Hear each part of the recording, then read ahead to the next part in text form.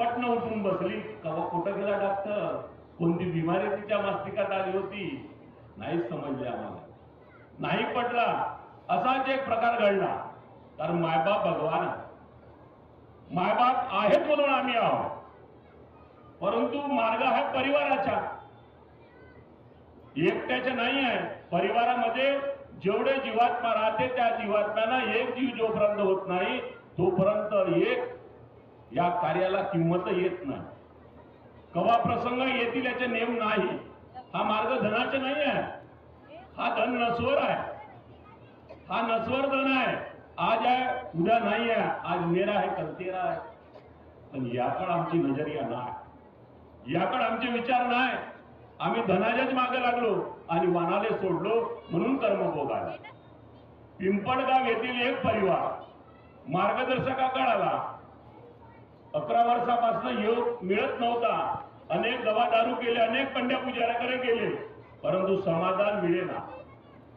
अशा वेळेस पती पत्नी मार्गात येतो म्हणे आणि परिवार वेगळा राहतो म्हणे. अरे अरे अरे, कार्यकर्ताजीला फोन केला, म्हणजे भाऊ अशी परिस्थिती आहे, कार्य देऊ का? काय देवाच्या, काहून देवाच्या?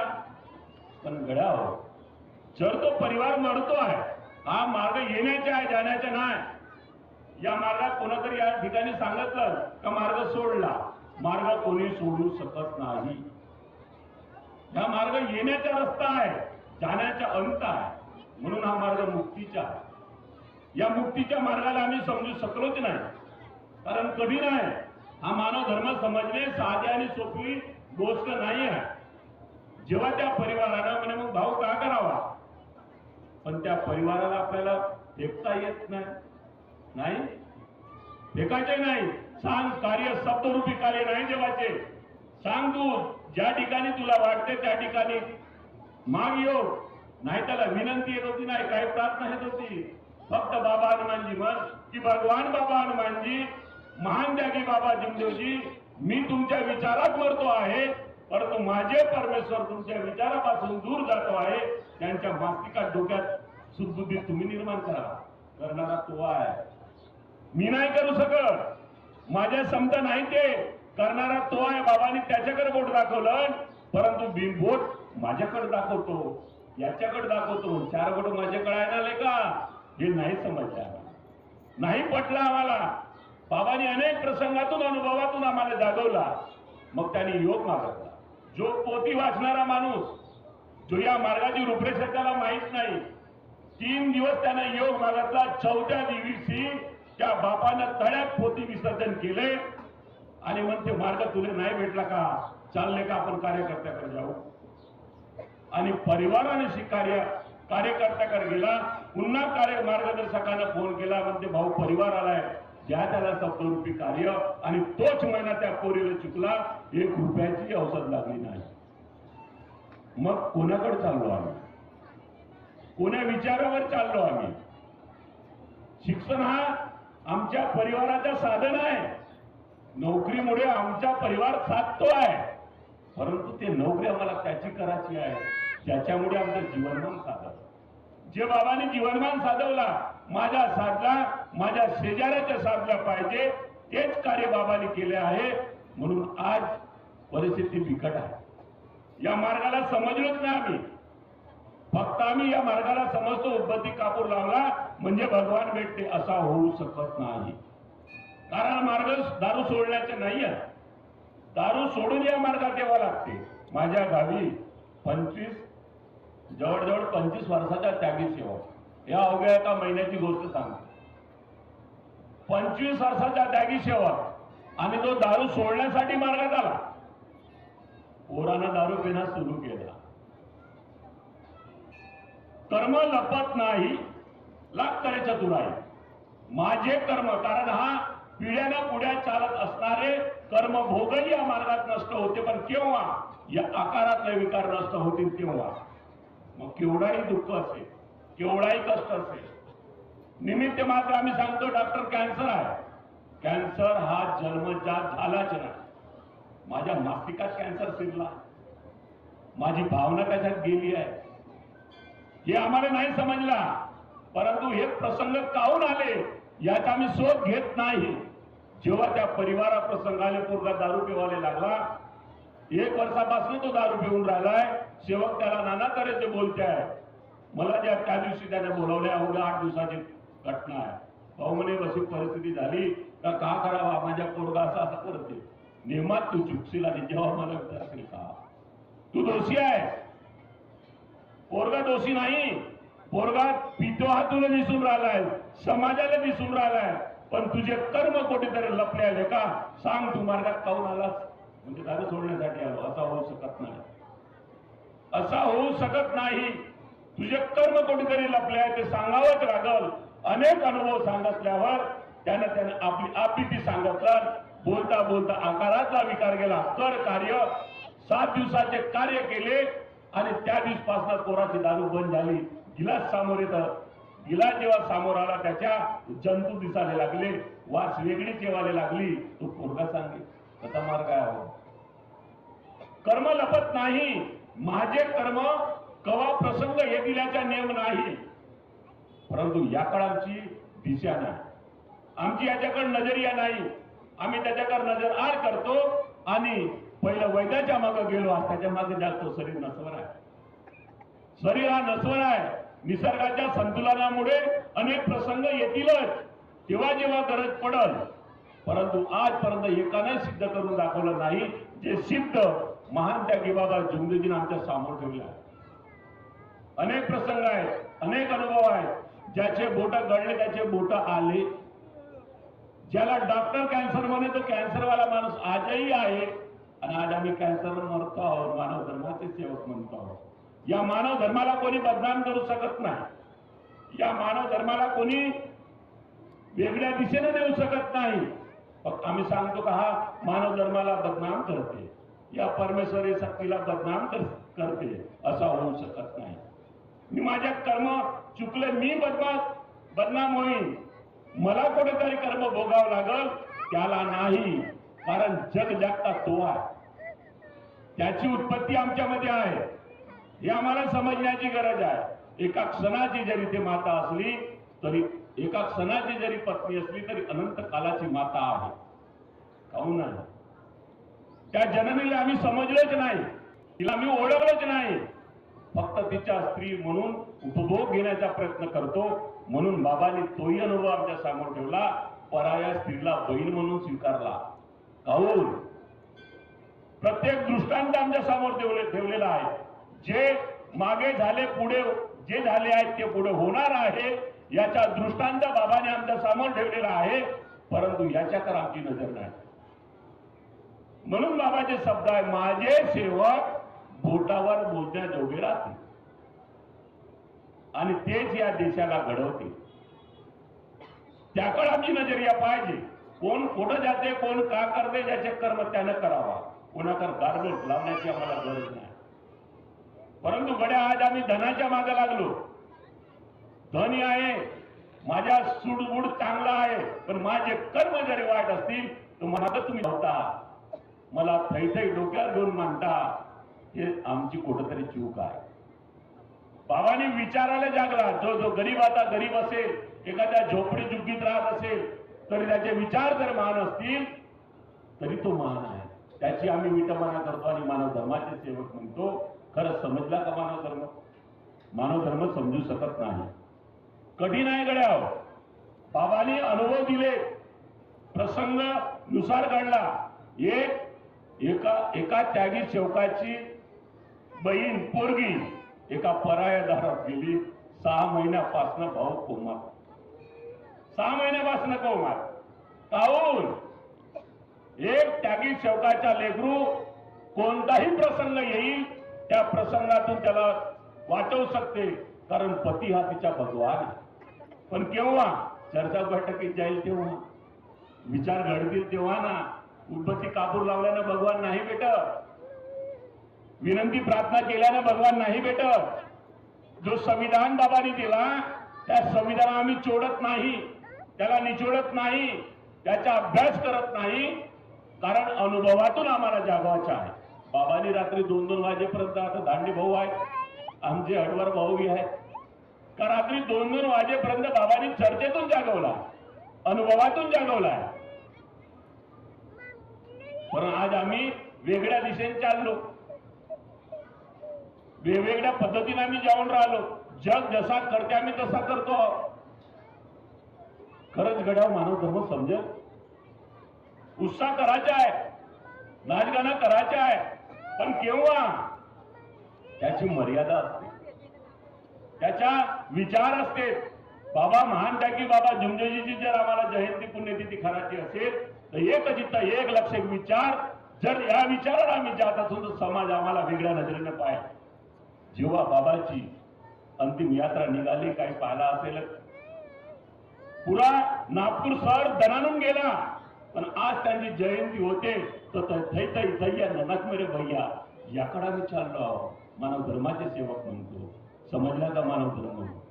तो आम्हाला खर्च कोण्या ठिकाणी करायचा आहे याची विचार आमच्या मनात आला पाहिजे. हे बाबांनी विचार दिले, पण याकडे आमची नजरिया नाही. आमची याकडे नाही होऊ शकते. माय पोरगी आहे, माय आहे, बहीण आहे, नाचता नाचता पाय घसरून गेला, आपण कोणाची पुढे येईल याच्याकडे आमची नजर आहे का? सांगतो आम्ही, बोलतो, परंतु त्याला आम्ही कृतीत उतरवतो का? ते आम्हाला करावं लागल. माझ्या भंडारा या गावामध्ये न भूतो न भविष्यातील सेवक संमेलन झाला. तो तसा झालाही नाही आणि कधी होणारही नाही. बाबा त्या दौऱ्याला आले होते. अशी रॅली होती का त्या रॅलीमध्ये पुरा शहर त्या नजरेनं पाहत होता. एका लाईननं ना का नाच ना गाणं ना काय नाही बापा. पण आज मोठा गोंगूड करतो, मोठा थैथैत आहे, चालते आमच्याकडं. समाज ज्या दिशेने करून राहिला आहे त्या दिशेने आम्ही जात आहोत.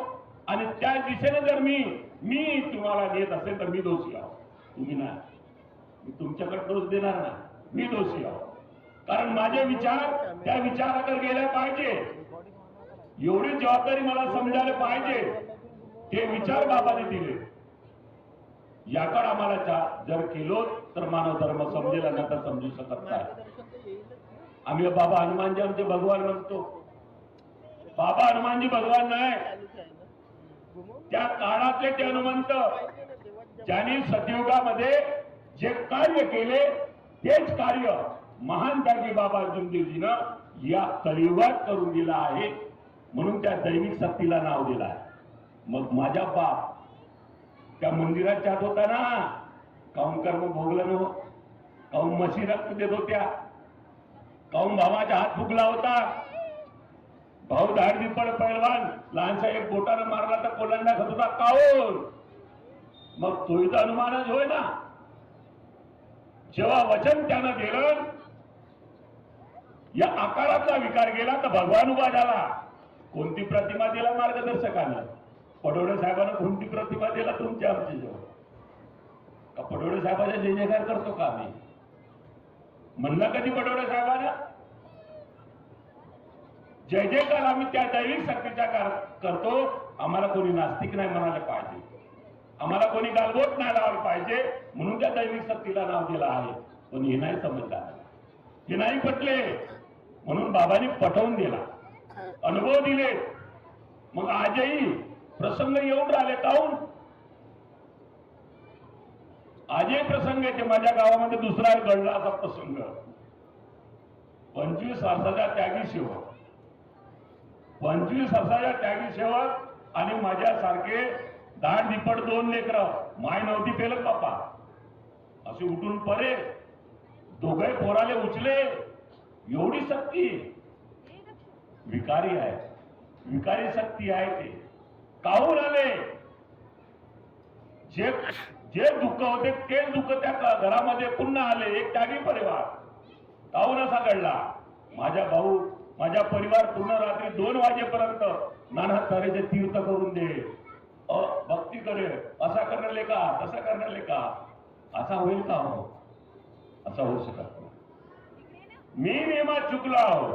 या चुकीची जोपर्यंत सोडवणूक त्याच्यासोबत होणार नाही, या आकारातला विकार जाणार नाही, तोपर्यंत दैविक शक्ती काम करूच शके नाही. चाहे लाख तरी चतुर आहे, कितीही कार्य करा, कितीही योग मागा, काही होणार नाही, काहीच होणार नाही. जेव्हा मी औरंगाबादला होतो, येता येताच मला फोन आला. भाऊ म्हणतो किती वेळचा फोन लावणारा उचलत नाही का? म्हणलं चहा प्यायला गेलो होतो. मला का माहित माय आहे 90-95ची. भाऊच भीती वाटली, कालची माहिती नाही केली बाप्पा. म्हणून नाही का म्हणते तसं काही नाही, म्हणजे बाई असे करून राहिली, करू दे ना, आम्हाला का करायचं, म्हणून दिले का असं का म्हणतेच का? नियमात ते चुकलं, जेव्हा मला विचार नियमात तो परिवार चुकला आहे, काहीतरी चूक झाली आहे त्याच्यासोबत, असं होऊ शकत नाही. त्यागात असो ना कोकणा प्रसंगात असो, खोटं नाही खोटं तो चुकला आहे म्हणून प्रसंग आले आहे. त्याला सांगितल्याप्रमाणे योग मागायचा, भावना योग मागायचा. रात्रभर बाई झोपली, काही म्हणावं लागला नाही. लहानशा 2 बुंदमुखात गेले आणि काही न करता पोरगी झोपली. सकाळी आम्ही बसलो, चर्चा झाल्या आणि सांगताना अनेक विकार त्याचे पुढे आले. मी असा केलो, मी तसा केलो, मी इकडे गेलो. त्याची सोडवणूक झाली. पुन्हा त्या याला कार्य केले, पुन्हा त्याग केला. तो परिवार समाधानी झाला. नाही तर उन्हाळा राहो, हिवाळा राहो, पावसाळा राहो, पूर्ण गलाबंद बांधे, थंडीची ते कापड ते स्वेटर टाके, उन्हाळ्यात ती पायामध्ये मोचे टाके. आता कुठे औषध नाही लागे, न कुठं गेले मोचे, न कुठे गेली बन्या. हा विकार जोपर्यंत निघणार नाही तोपर्यंत दैविक शक्ती काम करत नाही. हे समजलं पाहिजे आम्हाला. मार्गदर्शक जेवढा जबाबदार आहे, सेवक जबाबदार आहे, तेवढा मार्गदर्शक आहे. म्हणून तुमचे खरंच या तुमच्या परिसराचे पूर्व पुण्य समजतो मी का फडोडे साहेब तुम्हाला तासन तास घेऊन बसते, कामधंदे सोडून देते, कधी कधी शेतावर येण्याच्या. कधी मी फोन करतो तो म्हणते का वेळ लागलेली का जेथीच बसला. हे विचार नाही तर आज धडपड लागली. आज पदासाठी खुर्चीसाठी एवढी धडपड आहे का मला कसा पद भेटते. मानाच्या नाव मान तुम्ही आम्ही दिल्यानं नाही होणार, त्यानं दिला पाहिजे. त्या मानाकडे आम्हाला चाललो तर हा मानव धर्म आज आम्ही माझ्या साधला, माझ्या पासन शेजाऱ्याच्या साधवलं, तरच या देशावर आम्ही मानव धर्माचा झेंडा रोवू शकतो, अन्यथा नाही. कारण या देशावर मानवतेचा झेंडा त्या दिवशी रोवला 1948 ला, ज्या दिवशी दैविक शक्ती या धर्तीवरती आली. त्या दिवशी या देशावर मानव धर्माचा झेंडा फडकलेला आहे.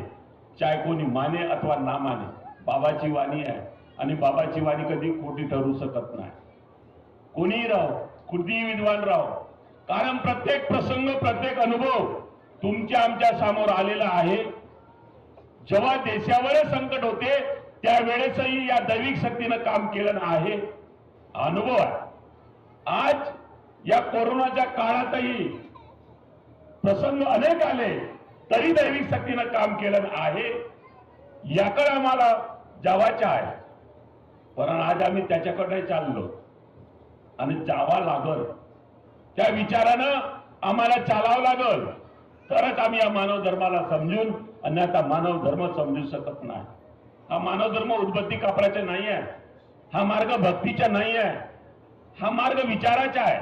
बाबांनी वैचारिक क्रांती केली, विचारात फरक पाडून दिला, परंतु आज आम्ही भक्तीच करत असून तर घडाव कितीही भक्ती करा, कितीही कार्य करा, कवा कष्ट येतील याचा नियम नाही. अनेक अनुभव आहे, अनेक प्रसंग येतात. मी पाहिला, मी माझे अनुभव कोणी सांगल म्हणून सांगत नाही. मी प्रत्यक्ष ते घडलेले माझ्या नजरेसमोर, माझ्या विचारात, त्याच्या विचारात, माझे नाही बापा, त्याच्या विचारानं घडलेला अनुभव आहे तोच सांगतो. त्यानं केलेले होऊ शकते माझ्या वाणीतून घडला असेल, निमित्त मात्र मी बोलता बोलविता धनी तो आहे. या ठिकाणी आमची माय बहीण बोलली, तिच्या मुखामध्ये त्यानं वाचत, त्या वाणीत ते निमित्त आहे, परंतु त्यानं वास्तवता टाकलं न, त्या मास्तिकामध्ये त्याचे विचार आले. जे विचार माझ्या पोरीने या ठिकाणी ते कधी नाही बोलली, तरी बोलता बोलविता तरी तो आहे. पण केव्हा? जेव्हा आम्ही त्या विचारात मरून तेव्हा. नाही तर या मंचावर किती बोलणारा माणूस असेल साहेब, पाहिला आम्ही, माझ्या समोर तो भागेश्वर दिवटे नंदू दादा हुशारी करे, आम्ही इथं गेलो ना व्यावनाला, तो त्या चुकते आहे माणूस नाही का, हुशारी करतो, वरे नाही म्हणे असं नाही करायचं, मीच करतो, समोर समोर ये म्हटलं करणं का तू. गेला माईक जवळ आणि तेवढा बोलणारा वाक्य लवर काबे बोल वाणी बंद झाली. साहेब, हुशारी मार्गात चालत नाही. चुकला असल त्याला जवळ घेवायचं आहे, पोटाशी घेवायचं आहे, पण त्याची विटंबना नाही करायची आहे. विटंबना केल्यावर का प्रसंग घडते तोही अनुभव आहे. कारण त्याला आम्हाला समजावून सांगायचं आहे. माझी माय असो, बहीण असो, कोणी असो, जर चुकले असाल तिला समजावून सांगून तर तिच्यामध्ये सुधारणा होईल. माय करणं आहे, बसून चर्चा करायची आहे. जसं तुमच्या परिसरामध्ये पटोळे साहेब कधी मायकर बोलत नाही, परिवाराला बोलावतात. मी नेहमीच बोलत राहतो, त्यांना नेहमीच सांगतो, काही चुकले तर बोलतोय, माझ्यापेक्षा जरी मोठे असले तरी मी बोलतो आणि ऐकते. हे विचार बाबांनी दिले, एकामेका सहाय्य करू अवघे धरू सुपण, तरच या देशावर मानवतेचा झेंडा पुन्हा पुन्हा लहरायला लागल. म्हणून संविधान रूपी 4 तत्व 3 शब्द 5 नियम आहे. या देशाच्या, या मानवतेचा संविधान आहे.